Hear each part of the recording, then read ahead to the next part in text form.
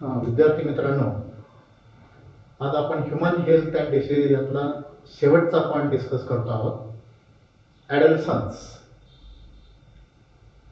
ॲडल्सन्स, it is a condition, it is a transitional stage or condition between 10 to 19 years. ॲडल्सन्स पौगंड अवस्था की जी साधारणतः 10 वर्षापासून 19 वर्षाच्या मधला जो कालावधी आहे त्याला म्हटलं जातं ॲडल्सन्स.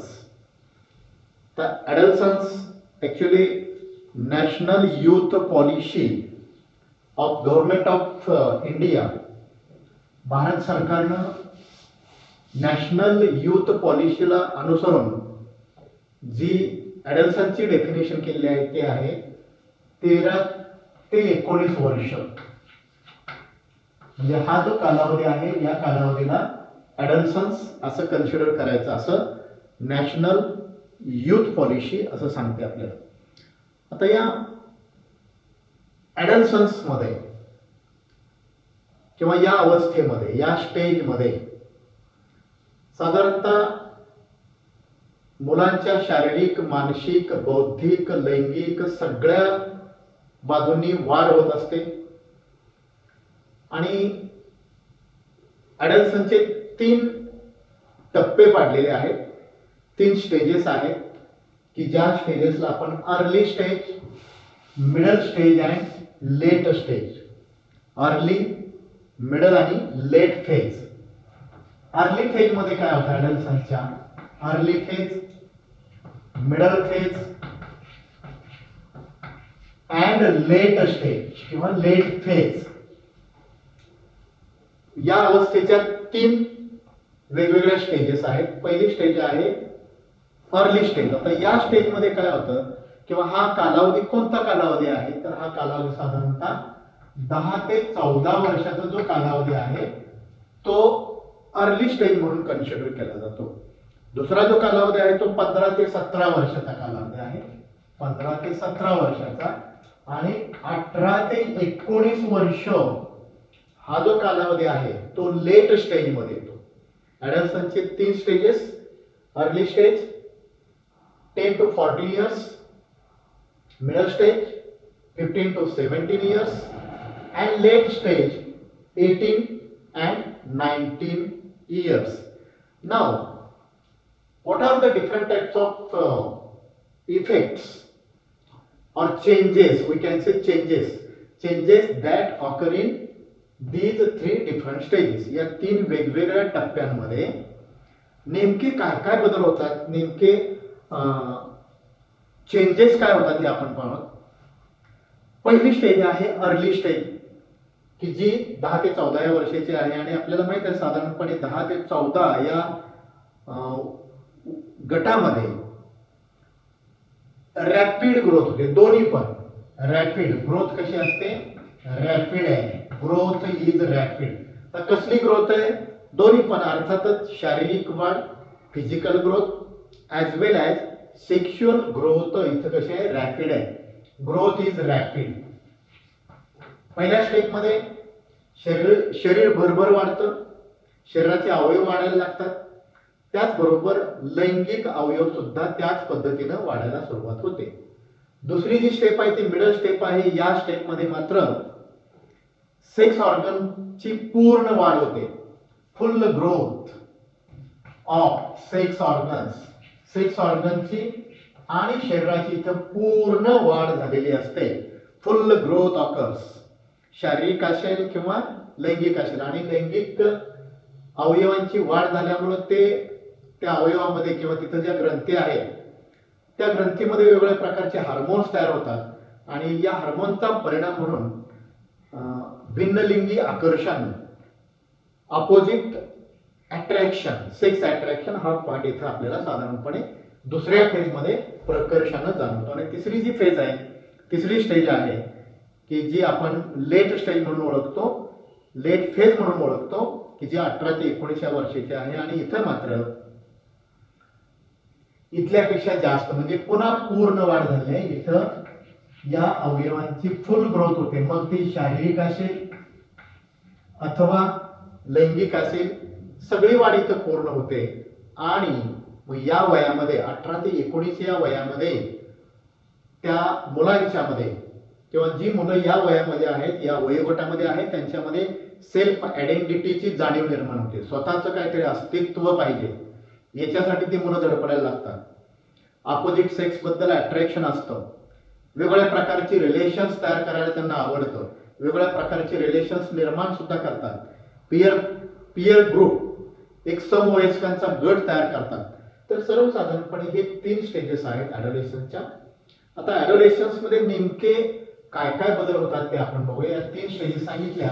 त्यानंतर changes in boys and girl, changes during adolescence. Adolescence या स्टेजमध्ये होणारे बदल, अर्थात हे बदल दोघांमध्ये पण होतात, मुलांमध्ये पण होतात आणि मुलीमध्ये पण होतात. तर मुलामध्ये काय नेमके बदल होतात, तर मेल किंवा फिमेल म्हणूया किंवा बॉयज अँड गर्ल, दोन्ही शब्द वापरूया आपण. बॉयज आणि गर्ल या दोघांमध्ये पण बदल होतात, अर्थात ते शारीरिक पण असतील आणि लैंगिक पण असतील. तर मुलाचा विचार केला तर शारीरिक बदल काय होतात, साधारणपणे मुलाचा आवाज बदलायला लागतो, हार्मोन तयार होतात ना या स्टेजमध्ये, आणि त्याच्यामुळे आवाज साधारणतः घोगरा बनतो, आवाजामध्ये बदल होतो. खांदे रुंदावतात, एनलार्जमेंट ऑफ शोल्डर, खांदे रुंदावतात. त्याच्यानंतर मसल स्ट्रॉंग होतात. आणि अतिशय महत्वाचं म्हणजे appearance of hairs in upper arm, lower arm, that means hairs on जेनायटल organs. म्हणजे या वयामध्ये शारीरिक वाढ होते, खांदे रुंदावतात, आवाज बदलतोय, मसल स्ट्रॉंग होत आहेत. त्याचबरोबर जे लैंगिक अवयव आहेत अथवा जे आर्म पीठ म्हणतोय आपण, किंवा अपर आर्म लोअर आर्म असेल, तिथं केस दिसायला लागतात, केस उगवायला लागतात. त्याचबरोबर चेहऱ्यावरती बारीक बारीक बारीक लव निर्माण होते. म्हणजे जर मुलं असतील तर दाढी आणि मिशा यायला सुरुवात होते. हाच बदल मुलीमध्ये कसा असतोय, मुलीमध्ये पण pubic hairs, hairs in arm पीठ हे तर आहेच.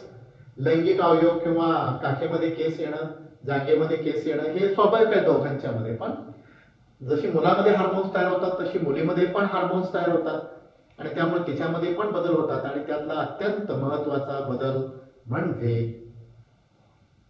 या स्टेजमध्ये मुलींमध्ये एमसी स्टार्ट होते, मासिक पाळीला सुरुवात होते, ब्रेस्ट डेव्हलप होते, पेल्विक गर्डल जे आहे ते पेक्टोरल गर्डल आणि पेल्विक गर्डल, त्यापैकी पेल्विक गर्डल जे आहे ते ब्रॉड व्हायला सुरुवात होते, ब्रेस्ट डेव्हलप होते.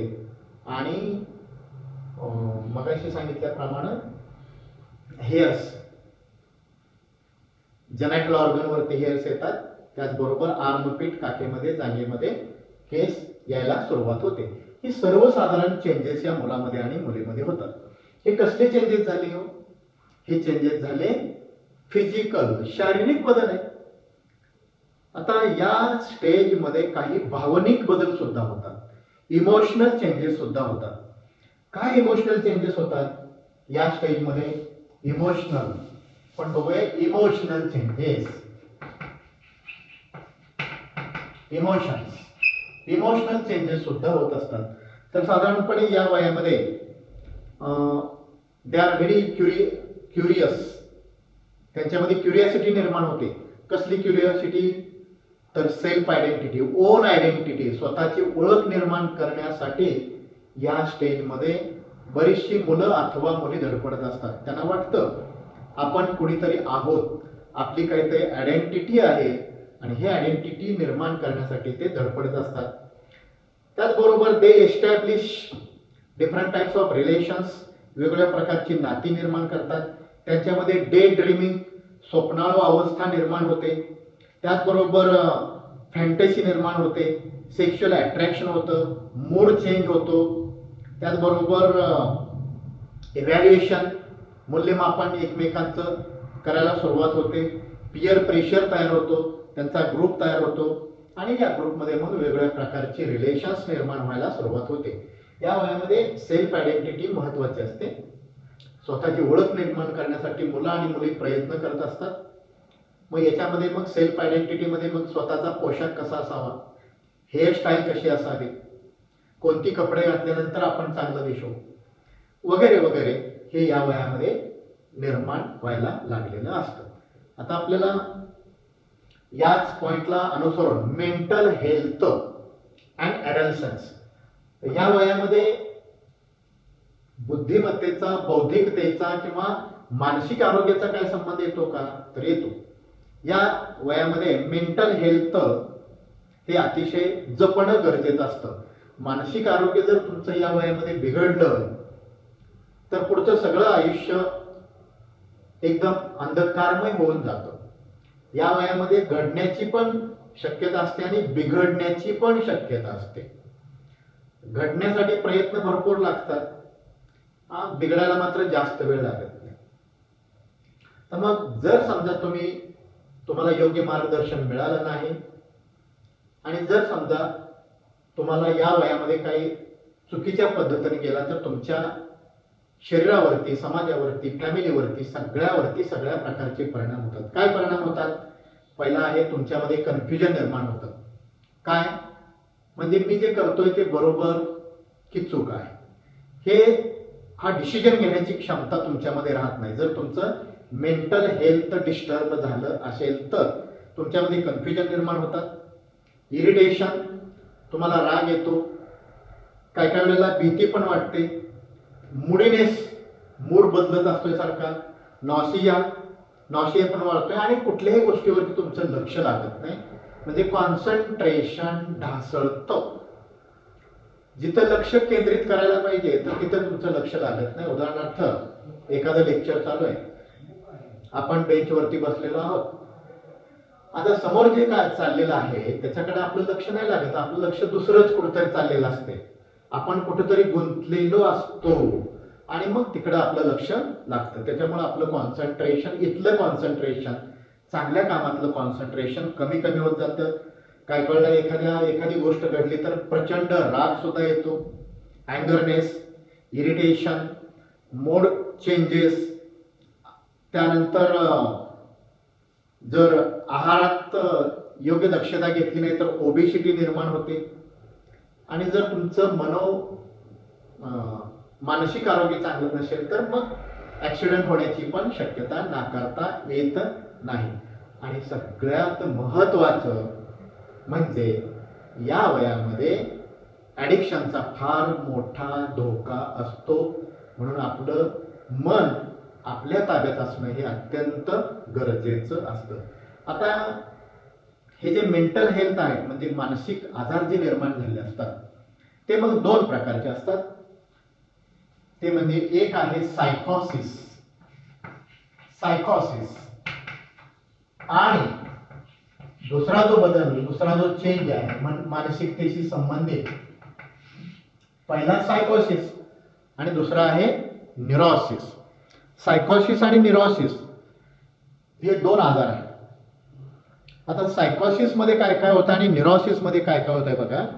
सायकोसिस जिथं आजार आहे ना तिथं डेल्युजन, हॅल्युसिनेशन, शिझोफ्रेनिया, मेमरी लॉस, फिअर म्हणजे या प्रकारच्या आजारामध्ये सायकोसिस, मानसिक आरोग्य बिघडलेलं आहे त्यामुळे काही लक्षात राहत नाही, मेमरीवरती परिणाम होतो, memory becomes less, lower and lower, लक्षात राहत नाही, मेमरी कमी कमी होत जाते. त्याचबरोबर शिझोफ्रेनिया, हॅल्युसिनेशन म्हणजे रिअल थॉट्स जे आहे ते जाणवत नाही, वेगळाच काहीतरी हॅल्युसिनेशन भास निर्माण होतात, वेगवेगळ्या गोष्टी आपल्याला भासायला लागतात, म्हणजे काल्पनिक विश्वामध्ये जाण्याची शक्यता जास्त आहे. आणि शिझोफ्रेनिया मग त्याच्याही पुढची की मग त्या व्यक्तीला काही कळत नाही, आपण कुठे आहोत, काय करतोय, हे कशाचंही भान राहत नाही, शिझोफ्रेनिया. ओके. आणि न्यूरोसिस मध्ये मात्र शिझोफ्रेनिया इल्युजन आणि हॅल्युसिनेशन हे पुन्हा कॉमन आहेत. म्हणजे ही न्यूरोसिस म्हणजे डायरेक्ट ब्रेनवरती अटॅक झालेला असतो. सारखा विचार करून करून करून तुमचा मेंदू थकलेला असतो. मेंदूमधल्या सेल, नर्व सेल थकलेले असतात आणि मग त्याच्यामुळं तुमच्यामध्ये इल्युजन्स किंवा हॅल्युसिनोजेन्स किंवा शिझोफ्रेनिया ही लक्षणं दिसायला लागतात. ओके, आता महत्वाचं म्हणजे हे मानसिक आजार तर आहेतच, याच्याशिवाय या वयामधला धोका म्हणजे ऍडिक्शनचा पण एक धोका असतो. ऍडिक्शन म्हणजे व्यसनाधीनतेचीही शक्यता या वयामध्ये नाकारता येत नाही. आता एखादी व्यक्ती व्यसनाच्या आहारी केव्हा जाते, एखादी व्यक्ती म्हणण्यापेक्षा या वयातली मुलं किंवा मुली ऍडिक्शन मध्ये केव्हा पडतात, त्याची कारणं काय आहेत आणि ते कंट्रोल करता येतं का, तर साधारणपणे आपल्याला माहित असेल की 13 ते 18 19 या वयामध्ये आपल्या पॅरेंट्स वरती विश्वास असतो. जर तुमची ही रिलेशन किंवा त्यांच्यामध्ये कम्युनिकेशन व्यवस्थित नसेल तर मग मुलं वाया जातात, मुलं वेगळ्या मार्गाला लागतात. त्यांना घरी बरं वाटत नसेल तर मग मित्रामध्ये रमतात. मित्रामध्ये रमत रमत पण या अशा ऍडिक्शनची, स्मोकिंग असेल किंवा ड्रग घेणं असेल, दारू पिणं असेल, या गोष्टीकडे ते वळायला लागतात. जे घरचं वातावरण कसं आहे, चांगलं असेल तर मुलं नाहीत बिघडणार. घरचं वातावरण सारखी भांडणं आहेत, सारखे पैशाचे प्रॉब्लेम आहेत, सारखी किरकिर चालू आहे, मुलांना त्रास देणं चालू आहे, काय काम केलं तरी त्रास आहे, काय नाही केलं तरीही त्रास आहे. अशा वेळेला मुलांचं मन घरामध्ये रमत नाही आणि मग मुलं बाहेर जास्त वेळ काढतात आणि ऍडिक्शनच्या आहारी पडतात. पुअर फॅमिली, घरामध्ये दारिद्र्य आहे, आर्थिक व्यवहार वेळच्या वेळी होत नाही किंवा तुम्हाला पाहिजे ती गरज वेळच्या वेळी पूर्ण होत नाही, अशा वेळेला सुद्धा मुलं बाहेरचा कुठला तरी मार्ग शोधतात, आधार शोधतात आणि मग वाया जाण्याची शक्यता असते. आणि हे कंट्रोल करण्यासाठी पालकांचा आपल्या पाल्यावरती पूर्णतः विश्वास पाहिजे. शिक्षकांनी याच्यामध्ये लक्ष घालणं गरजेचं आहे. पालकांनी आपल्या पाल्यांना, मुलाला मुलीला पूर्ण विश्वासात घेतलं पाहिजे, त्यांच्याशी एकरूप झालं पाहिजे, कम्युनिकेशन ठेवलं पाहिजे, विश्वास दिला पाहिजे की आम्ही तुझ्या सोबत आहोत, तुला कुठलीही अडचण आली तर आम्हाला सांगत जा. म्हणजे मुलं मन मोकळेपणानं बोलू शकतील. अन्यथा त्यांचे प्रश्न मनामध्ये राहतील आणि मग ते दुसऱ्या कोणाजवळ तरी व्यक्त होतील आणि जर चुकीच्या माणसाजवळ व्यक्त झाले तर मग चुकीच्या मार्गाला लागू शकतात. ओके, त्याच्यानंतर आपल्याला पुढे जायचं आहे ड्रग अँड इट्स अब्यूज. म्हणजे या वयामध्ये हा धोका मोठा आहे, drug and it's abuse. Drug म्हणजे काय, आपल्याला कदाचित हा शब्द अनेक वेळेला तुम्ही पाहिला असेल, विशेषतः मेडिकल स्टोअर्स असतात तिथं हा शब्द येतो बघा, ड्रगिस्ट अँड केमिस्ट किंवा केमिस्ट अँड ड्रगिस्ट. ड्रग म्हणजे एक मेडिसिन आहे which alters physiological functions. म्हणजे तुमची फिजिओलॉजी चेंज झालेली आहे, शरीरामध्ये बिघाड झालेला आहे, त्याला बरं करण्यासाठी जे घेतो ते ड्रग आहे. आणि मग ड्रग अब्यूज म्हणजे काय, त्याचा गैरवापर, या औषधाचा गैरवापर. काही वेळेला कारणाशिवाय ड्रग घेतले जातात. That means there is abuse, drug abuse. Okay, आता हे ड्रग 3 प्रकारामध्ये येतात. त्यातला पहिला प्रकार आहे ऑपिओइड्स. ऑपिओइड्स. दुसरं ड्रग आहे कॅनाबिनॉइड्स. कॅनाबिनॉइड्स. कॅनाबिनॉइड्स. आणि 3 नंबरचा जो ड्रगचा प्रकार आहे तो म्हणजे कोकेन. हे 3 प्रकारचे ड्रग आहेत. ऑपिओइड्स हे साधारणपणे पापावेर सोमनिफेरम या वनस्पतीपासून मिळवलं जातं. पापावेर सोमनिफेरम नावाच्या वनस्पतीपासून ऑपिओइड आणि ऑपिओइड्स प्रॉडक्ट मिळवले जातात. आता हे साधारणतः डिप्रेसंट म्हणून काम करतं. ऑपिओइड्स या वनस्पतीपासून एक्स्ट्रॅक्ट केलेली जी ड्रग्ज आहेत ते डिप्रेसंट आहेत. घेतल्यानंतर सगळ्या ऍक्टिव्हिटीज डिप्रेस होतात, कार्यक्षमता मंद मंद होत जाते. त्याचं एक्झाम्पल द्यायचं झालं तर हेरॉइन. हेरॉइन नावाचं एक ड्रग आहे की जे ऑपिओइड्स या गटामध्ये मोडतं. आणि हे जर ड्रग घेतलं तर आपल्या ऍक्टिव्हिटी, मग कार्डिओव्हॅस्क्युलर ऍक्टिव्हिटी असतील, हार्टची ऍक्टिव्हिटी असेल, सगळ्या असेल, म्हणजे लंग असेल, लिव्हर असेल, या सगळ्या ऍक्टिव्हिटी, मसल ऍक्टिव्हिटी असतील, या सगळ्या ऍक्टिव्हिटी डिप्रेस होतात. म्हणून याला डिप्रेसंट असे म्हटलं जातं. हेरॉइन नावाचं ड्रग. तर हेरॉइनचं सायंटिफिक नाव आहे डाय ऍसिटाइल, याचं काय सांगितलं मी ना, डाय ऍसिटाइल मॉर्फिन.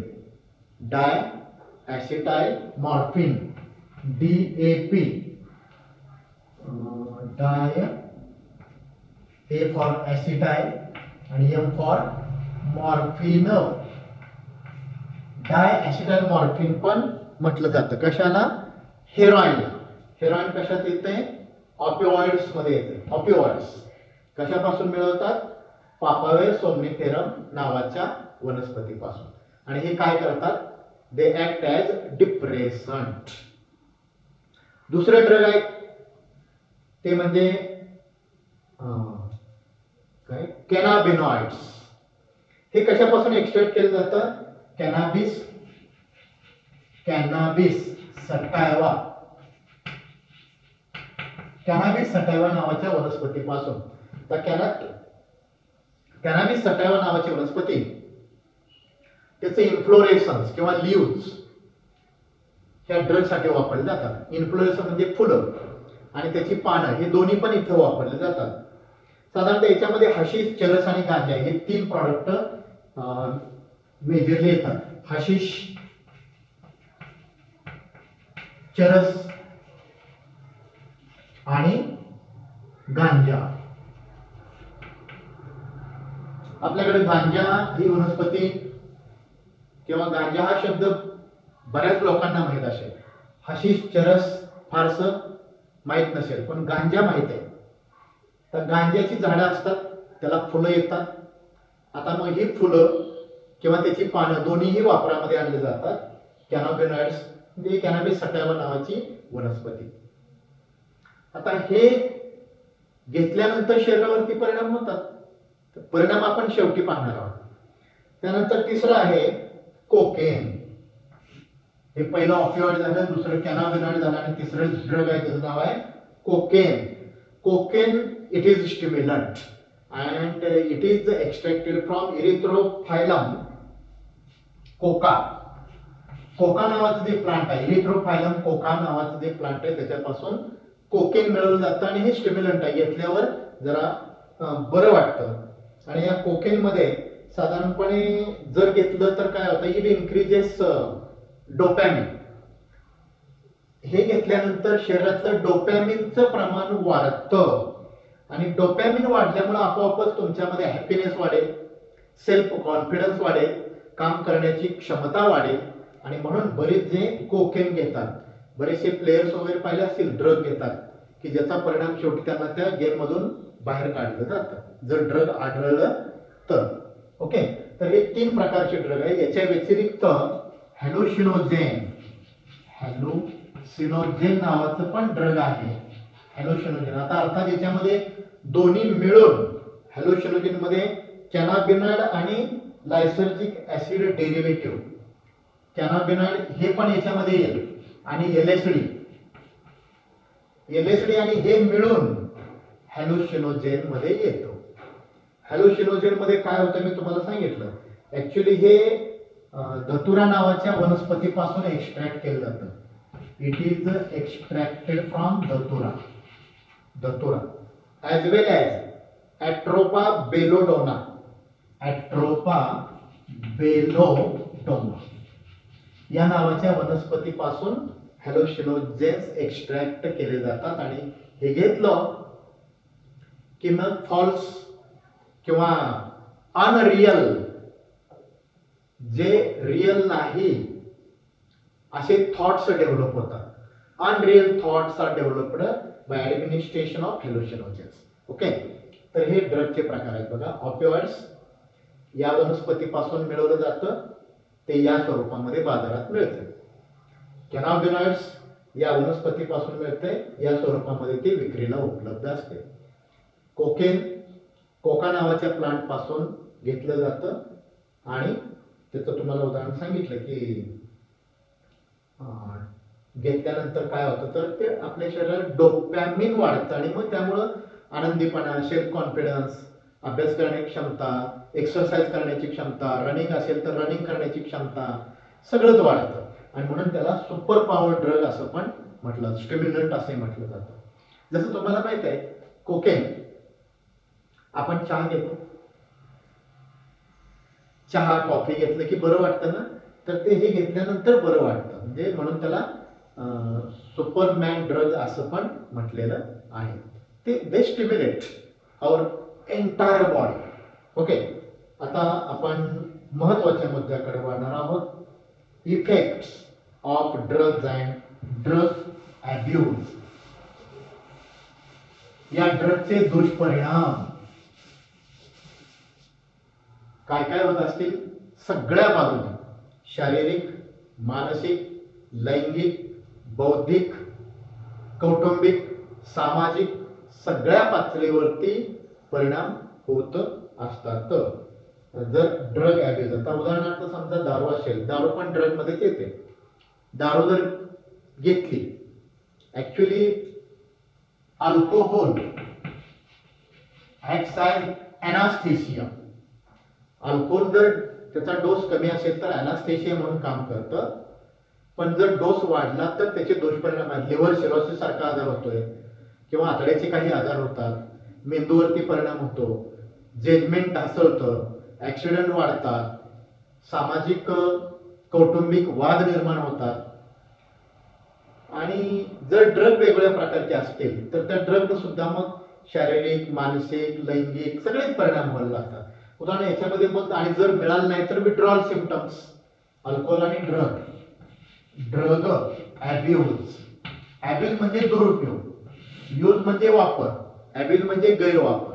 या ड्रगचा गैरवापर, आणि ड्रगचा गैरवापर सुरू झाला आणि ते मिळालं नाही तर मग विड्रॉल सिम्पटम्स. जास्त झाल्यावर पण तोटा आहे, नाही मिळाल्यानंतर पण तोटा आहे. हे जास्त झाले की इन्सोमनिया, निद्रानाश होतो, कॉन्सन्ट्रेशन लूज होतं, त्यानंतर ब्रेनवरती परिणाम होतो, कन्फ्युजन डेव्हलप होतात, मसल काम करत नाहीत, fatigueness, loss of appetite, sexual problem पण क्रिएट होतात. तर सगळ्या बाजूने, सेक्स असेल किंवा ब्रेन असेल, लिव्हर असेल, किडनी असेल, कार्डिओव्हॅस्क्युलर सिस्टीम असेल, प्रत्येक शरीरातल्या प्रत्येक अवयवावरती याचा दुष्परिणाम होतो. आणि म्हणून ड्रग पासून लांब राहणं अत्यंत गरजेचं आहे. प्रिव्हेन्शन करता येतं, आपल्याला माहित आहे, prevention is better than cure. व्यसनाधीन होण्यापेक्षा, त्याची आपल्याला सवय लागू नये, व्यसनाधीन झालाय पुन्हा उपचार करत बसण्यापेक्षा व्यसनाची आपल्याला सवयच लागू नये म्हणून काय काय केलं पाहिजे? प्लेंटी ॲटमॉस्फिअर मध्ये आपण राहिलं पाहिजे. आपला जो ग्रुप आहे तो चांगला असला पाहिजे, आनंदी असला पाहिजे, अभ्यासामध्ये लक्ष दिलं पाहिजे किंवा चांगल्या सवयी लावल्या पाहिजेत, म्हणजे जेणेकरून आपल्याला या ड्रग कडे वळण्याची वेळ येणार नाही. आणि एकदा तुम्ही ड्रग कडे वळला की तुमचं शरीर वाया गेलं, मेंदू वाया गेला, पैसा वाया गेला, कौटुंबिक वाद निर्माण झाले, कौटुंबिक स्वास्थ्य बिघडलं, सामाजिक स्वास्थ्य बिघडलं आणि शरीर तर 100% बिघडलं. वेगवेगळ्या प्रकारचे आजार निर्माण होतील. आणि म्हणून आपण ड्रगच्या आहारी किंवा ड्रग कडे जाण्याची वेळ आपल्याकडे येणार नाही याची दक्षता घेतली पाहिजे. आणि अशा पद्धतीने हा आपला चॅप्टर इथं संपलेला आहे. या चॅप्टरवरती काय अडचणी असतील तर मला डायरेक्ट फोन करून विचारू शकता. उद्या आपण पुढच्या चॅप्टरला सुरुवात करणार आहोत. ओके.